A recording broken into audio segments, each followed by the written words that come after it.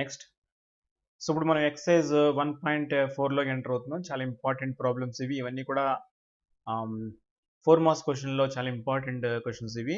ఎగ్జామినేషన్లో మనకి చాప్టర్ 1 నుంచి ఎస్ఐ క్వశ్చన్లో ఏదైనా ఇంపార్టెంట్ ఉందంటే ఎక్సైజ్ 1.4లో ఇవి చాలా ఇంపార్టెంట్ క్వశ్చన్స్. సో ఇవన్నీ ఎక్సైజ్ 1.4లో మనకి నియర్లీ 5 క్వశ్చన్స్ ఉన్నాయి. అన్నీ కూడా ఒకటే మోడల్, అంతా కూడా ఒకటే ప్రాసెస్ మాట.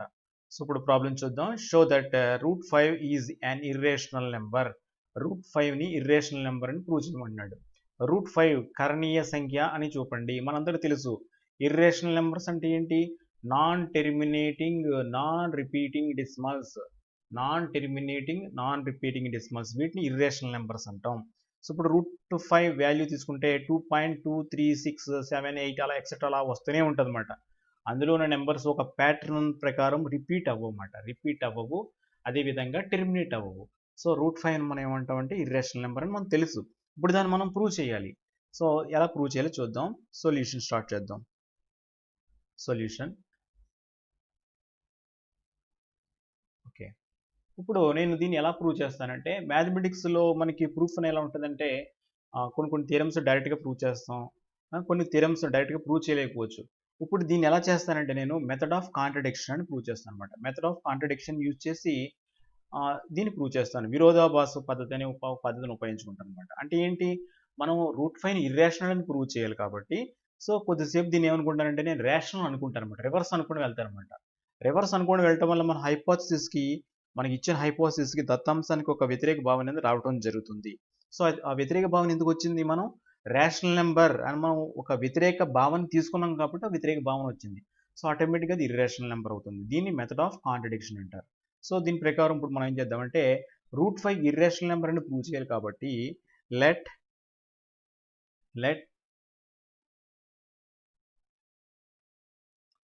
√5 be a rational number. √5 be a rational number. So దీన్ని మనం ఒక రేషనల్ నెంబర్ అనుకుందాం. సో మీ అందరూ తెలుసు రేషనల్ నెంబర్స్ అన్ని ఏ ఫామ్లో ఉంటాయి? a/b ఫామ్లో కానీ p/q ఫామ్లో కానీ ఉంటాయి. దేర్ ఫోర్ సో √5ని ఇప్పుడు నేను దేనికి ఈక్వల్ చేసుకుంటున్నాను? సమ్ a/bకి ఈక్వల్ చేసుకుంటున్నాను. a/b this is a rational number and b not equal to 0. కంపల్సరీగా b నాట్ ఈక్వల్ టు 0 అవుతుంది. ఇంకోటి కూడా కండిషన్ రాద్దాం. a, b are coprimes. చాలా ఇంపార్టెంట్. అంటే a, b are coprimes. ఎటువంటి రేషనల్ నెంబర్ తీసుకున్నానంటే నేను a, bలు కో ప్రైమ్స్ అయ్యే రేషనల్ నెంబర్ తీసుకున్నాను. అంటే a, b కో ప్రైమ్స్ అంటే అర్థం ఏంటి? ఏకి బికి కామన్ ఫ్యాక్టర్స్ ఏమీ ఉండవు అన్నమాట. అంటే ఏని బిని డివైడ్ చేసే నెంబర్లో ఓన్లీ 1 తప్ప వేరే నెంబర్స్ ఏమీ కూడా ఏని బిని డివైడ్ చేయవు. So a, b are coprimes అంటే తెలుగులో పరస్పర ప్రధాన సంఖ్యలు అని తీసుకున్నాను అనమాట. ఇప్పుడు √5 ఈజ్ ఈక్వల్ టు a/b అనుకున్నాను. ఇదే చాలా important. a, b are coprimes అనే పాయింట్ మీదే మొత్తం ఈ ప్రాబ్లం అంతా డిపెండ్ అయి ఉంటుంది. సో అంటే ఏకి బికి కామన్ ఫ్యాక్టర్స్ ఏమీ ఉండవు అన్నమాట, ఓన్లీ 1 తప్ప. సో ఇప్పుడు ఇక్కడ b అనేది డివైడ్ చేస్తుంది కాబట్టి ఎదురుకు వస్తే మల్టిప్లై చేస్తుంది. That implies √5 into b is equal to a. Okay, squaring on both sides square చేసినట్లయితే ఇది స్క్వేర్ చేస్తే √5ని స్క్వేర్ చేస్తే 5b² is equal to a². Okay, ఇప్పుడు ఇక్కడ 5b² is equal to a². ఇక్కడ చాలా బాగా అర్థం చేసుకోవాలి అందరూ కూడా. ఇక్కడ నేను ఇప్పుడు 6 ఈజ్ ఈక్వల్ టు 3 ఇంటూ 2 అని రాశాను. అంటే 6ని 2 నెంబర్స్ యొక్క ప్రొడక్ట్ కింద రాశాను. అంటే అర్థం ఏంటి? ఈ 3 అనేది 6కి ఫ్యాక్టర్ అవుతుంది, ఈ 2 అనేది కూడా 6కి ఫ్యాక్టర్ అవుతుంది. అంటే అర్థం ఏంటి? 3 అనేది 6ని డివైడ్ చేస్తుంది, అలాగే 2 కూడా 6ని డివైడ్ చేస్తుంది. ఇప్పుడు అలాగే a² అని దాన్ని ఎలా రాశాను? నేను 2 నెంబర్స్ యొక్క ప్రొడక్ట్ కింద రాశాను. 5 ఇంటూ b² అని రాశాను. అంటే అర్థం ఏంటి? 5 ఖచ్చితంగా దేన్ని డివైడ్ చేస్తుంది? a² డివైడ్ చేస్తుంది. Okay, therefore that implies 5 divides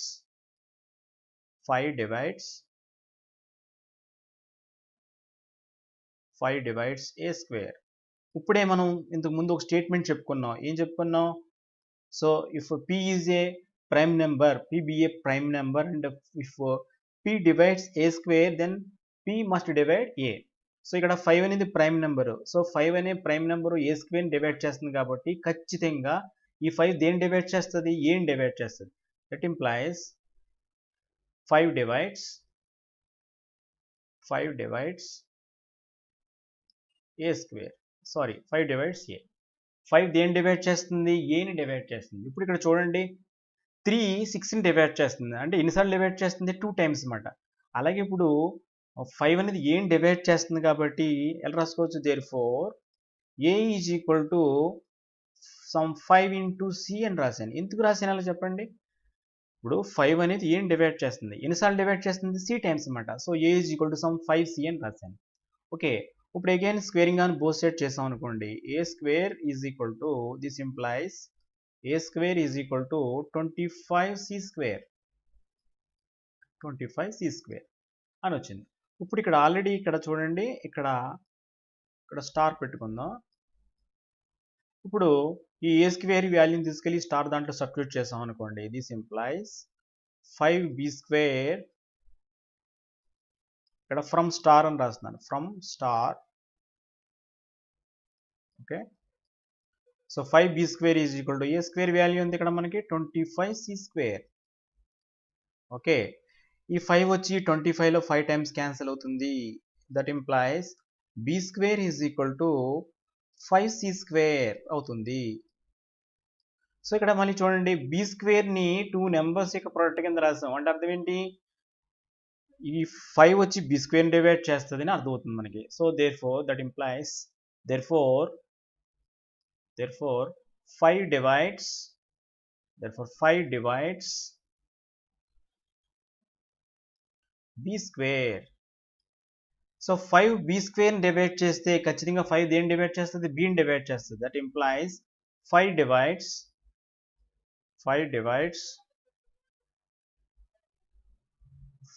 divides b.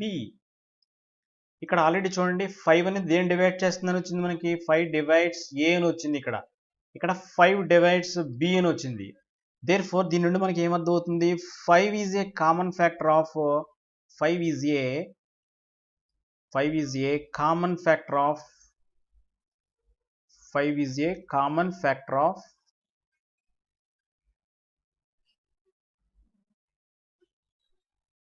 a and b. So a and b కి కామన్ ఫ్యాక్టర్ ఏమొచ్చింది? 5 వచ్చింది. So which is a contradiction, ఇది విరుద్ధము. Which is a contradiction.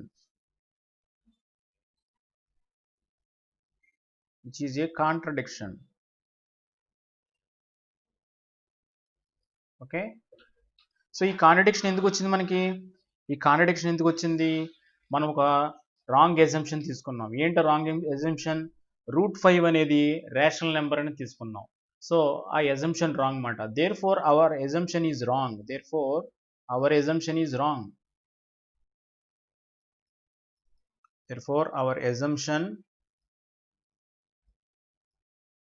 our assumption is wrong.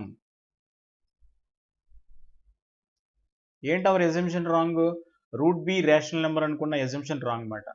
Therefore √5 is rational కాదు. అంటే ఏమవుతుంది? √5 is an irrational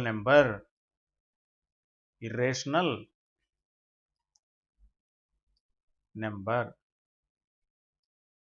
so ఈ విధంగా మనం ఇది ప్రూవ్ చేద్దాం. సో ఒకసారి చూద్దాం, చాలా ఇంపార్టెంట్ ప్రాబ్లం ఇది. సో √5ని ఇర్రేషనల్ నెంబర్ అని ప్రూవ్ చేయాలి. సో దానికోసం మనం మెథడ్ ఆఫ్ కాంట్రడిక్షన్ యూజ్ చేసుకుంటున్నాం. అంటే మనం దేనైతే ప్రూవ్ చేయాలో దాన్ని రివర్స్ అనుకుంటాం అన్నమాట. లెట్ √5 ఏ రేషనల్ నెంబర్ అనుకుంటాం. సో రేషనల్ నెంబర్ ఏ ఫామ్లో ఉంటుంది? సమ్ p/q ఫామ్లో కానీ a/b ఫామ్లో కానీ ఉంటుంది. And b ≠ 0 here. అండ్ ఇక్కడ a, bని ఎలా తీసుకుంటున్నాను? కో ప్రైమ్స్ కింద తీసుకుంటున్నాను. అంటే ఏకి bకి కామన్ ఫ్యాక్టర్స్ ఏమీ లేకుండా తీసుకుంటున్నాను అనమాట. కో ప్రైమ్స్ తెలుగులో ఏమంటాం మనం? పరస్పర ప్రధాన సంఖ్యలు అంటాం. సో కో ప్రైమ్స్ కి ఇంగ్లీష్లో ఇంకా వేరే నేమ్ కూడా ఉంది, రిలేటివ్లీ ప్రైమ్స్ అని కూడా అంటారు. ఓకే, ఇక్కడ b అనేది డివైడ్ చేస్తుంది, తీసుకొస్తే మల్టిప్లై చేస్తుంది. √5 × b is equal to a. So squaring on both side చేస్తే 5b square is equal to a square అవుతుంది. సో ఏ స్క్వేర్ ని 2 నెంబర్స్ యొక్క ప్రోడక్ట్ కింద రాసామంటే అర్థం ఏంటి? 2 నెంబర్స్ ఏ స్క్వేర్ డివైడ్ చేస్తాయి. అంటే అర్థం ఏంటి? 5 divides a స్క్వేర్. ఇప్పుడు ఆల్రెడీ మనం ఒక స్టేట్మెంట్ చెప్పుకున్నాం. ఏం చెప్పుకున్నాం? ఒక ప్రైమ్ నెంబర్ ఏ స్క్వేర్ని డివైడ్ చేస్తే ఆ ప్రైమ్ నెంబర్ ఏని కూడా డివైడ్ చేస్తుంది. ఇక్కడ 5 అనేది ప్రైమ్ నెంబర్ కాబట్టి 5 అనేది ఏ స్క్వేర్ని డివైడ్ చేస్తుంది కాబట్టి 5 అనేది ఖచ్చితంగా ఏని డివైడ్ చేస్తుంది. సో 5 అనేది ఏని డివైడ్ చేస్తుందంటే అర్థం అర్థం ఏంటి? సో ఎలా రాసుకోవచ్చు దాన్ని మనం? A is equal to some 5c అని రాసుకోవచ్చు. ఎందువల్ల 5 ఏని ఎన్ని టైమ్స్ డివైడ్ చేస్తుంది? సమ్ c టైమ్స్ డివైడ్ చేస్తుంది అనమాట. సో ఈ c ప్లేస్లో మీరు ఏ లెటర్ అని రాసుకోవచ్చు. Therefore a is equal to 5c వచ్చింది. Again squaring on both side చేస్తే a square is equal to 5 square అంటే 25 సి స్క్వేర్ వచ్చింది. ఇప్పుడు ఆల్రెడీ ఏ స్క్వేర్ వాల్యూ పైన ఎంత ఉంది మనకి? 5b స్క్వేర్ అని ఉంది. సో దీంట్లో సబ్స్టిట్యూట్ చేసినట్లయితే 5b square is equal to 25 c square వచ్చింది. ఈ 5 వచ్చి 25లో 5 టైమ్స్ క్యాన్సిల్ అవుతుంది. Okay, so b square is equal to 5c square వచ్చింది. So b square is equal to 5c square అంటే అర్థం ఏంటి? సో 5 అనేది b స్క్వేర్ డివైడ్ చేస్తుంది. సేమ్ ఇంత పైన ఎలా చేస్తాం అదే విధంగా. Therefore 5 divides b square. That implies 5 అనేది b స్క్వేర్ డివైడ్ చేస్తే ఖచ్చితంగా దేని డివైడ్ చేస్తుంది? bని కూడా డివైడ్ చేస్తుంది. సో 5 డివైడ్స్ b వచ్చింది. Therefore 5 is a common factor of, ఇక్కడేమో 5 అనేది ఏని డివైడ్ చేస్తుంది, ఇక్కడేమో 5 అనేది bని డివైడ్ చేస్తుందని వచ్చింది. Therefore 5 is a common factor of a and b. So which is a contradiction. ఎందువల్ల కాంట్రడిక్షన్ అంటే ఏకి బికి కామన్ ఫ్యాక్టర్స్ ఏమేమి ఉండవు అదర్ దాన్ 1, ఒకటి తప్ప వేరే కామన్ ఫ్యాక్టర్స్ ఉండవు. ఎందుకు ఉండవు? ఏ కామా బీలు మనం ఏమనుకున్నాం? కో ప్రైమ్స్ అనుకున్నాం కాబట్టి. So which is a contradiction. So ఇది విరుద్ధం వచ్చింది. ఎందుకు వచ్చింది విరుద్ధం? Hour assumption is wrong. Therefore hour assumption is wrong. మనం ఒక ఎజంప్షన్ తీసుకున్నాం. ఏంటి అవర్ ఎజంప్షన్ ఏంటి? √5 రేషనల్ నెంబర్ అనుకున్నాం. That is wrong. So therefore hour assumption wrong అంటే ఏది right? √5 is an irrational number అనేది రైట్ మాట. సో రేషనల్ నెంబర్ అనేది రాంగ్, ఇర్రేషనల్ అనేది రైట్ మాట. సో ఈ థియరంని ఈ విధంగా మనం ప్రూవ్ చేయాలి ఈ ప్రాబ్లం.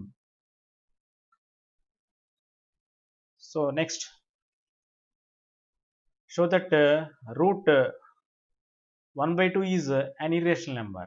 సో ఇంత ముందు చేసినట్టే సొల్యూషన్. సో √1/2 అంటే ఎలా రాసుకోవచ్చు? ఇప్పుడు మనం దీన్ని 1/√2. సో 1/2 ఇర్రేషనల్ నెంబర్ని మనం ప్రూవ్ చేయాలి. సో దీనికోసం ఏం చేద్దామంటే let 1/√2 be a rational number. So దీన్ని రేషనల్ నెంబర్ అనుకుందాం. Be a rational number.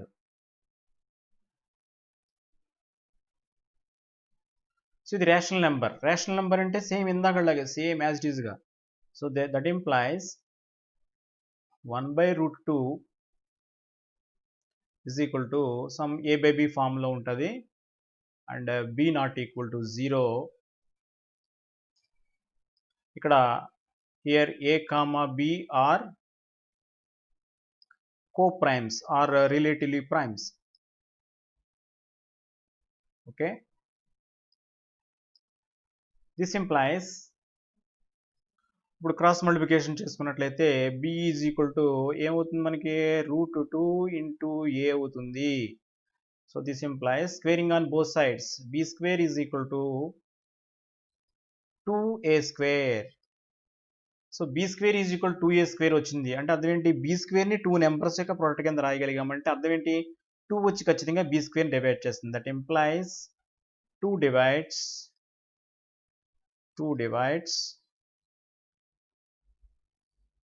b square.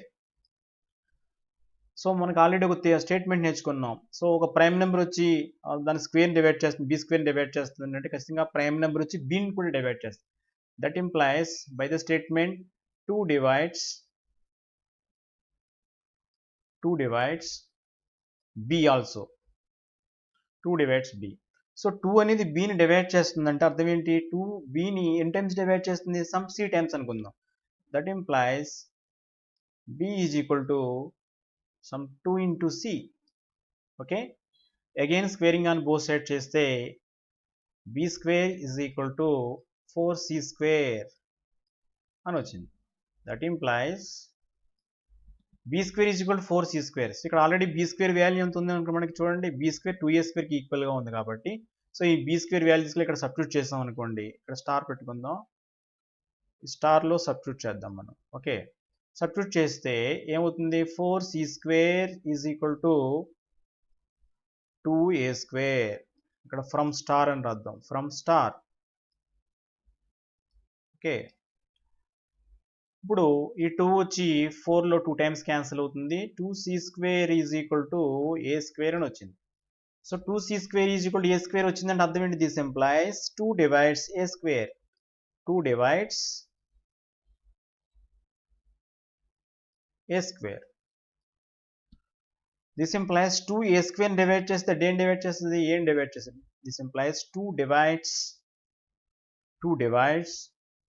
a. So ఇక్కడ చూడండి 2 అనేది bని డివైడ్ చేస్తుందని వచ్చింది. 2 అనేది ఇక్కడ ఏని డివైడ్ చేస్తుందని వచ్చింది. Therefore 2 is a common factor of 2 is a common factor of 2 is a common factor of a and b, which is a contradiction. Which is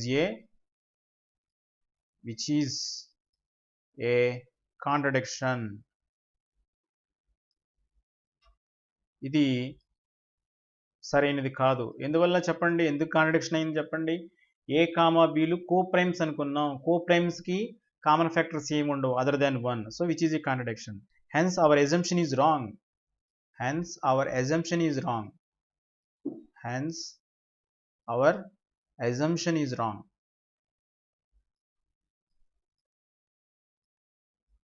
Assumption is wrong. Therefore our assumption wrong కాబట్టి therefore 1/√2 is an irrational number. Irrational number. So ఈ విధంగా మనం prove చేయొచ్చు. So once again same ఇంతకు ముందు చేసిన problem లాగే 1/2√2 B rational number అని ప్రూవ్ చేయాలి కాబట్టి ఇర్రేషనల్ ప్రూవ్ చేయాలి కాబట్టి సో రేషనల్ అని తీసుకున్నాను నేను.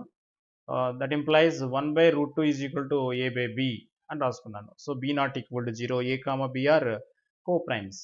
So that implies b is equal to √2 into a అని వచ్చింది. This implies b² is equal to 2a². Squaring on both side చేస్తే so b² is equal to 2a² అంటే అర్థం ఏంటి? 2 డివైడ్స్ b². 2b² డివైడ్ చేస్తే మన స్టేట్మెంట్ ప్రకారం 2bని divide చేయాలి. సో 2bని డివైడ్ చేస్తుందంటే ఎలా రాసుకోవచ్చు? b is equal to some 2c అని రాసుకోవచ్చు. So squaring on both side చేస్తే b² is equal 4c². That implies 4c² is equal 2a². ఎలా వచ్చింది? సో ఆల్రెడీ ఇక్కడ b² వాల్యూ 2a²కి ఈక్వల్ కాబట్టి సో దాని నుండి 4c² is equal to 2a² అని వచ్చింది. సో ఈ 2 వచ్చి 4లో 2 times cancel. That implies 2c² is equal to a². That implies 2 divides a². So a²ని 2 నెంబర్స్ యొక్క ప్రోడక్ట్ కింద రాయగలిగే అర్థం ఏంటి? 2 అనేది ఖచ్చితంగా a²ని డివైడ్ చేస్తుంది. సో దట్ ఇంప్లైస్ 2 a²ని డివైడ్ చేస్తే దేన్ని డివైడ్ చేయాలి? ఏని డివైడ్ చేయాలి. సో ఇక్కడ 2 అనేది bని డివైడ్ చేస్తుందని వచ్చింది. ఇక్కడ 2 అనేది ఏని డివైడ్ చేస్తుందని వచ్చింది. Therefore 2 is a common factor of a and b. So which is a contradiction as a, b are co-primes. Hence our assumption is wrong. Therefore 1/√2 is an irrational number. Okay.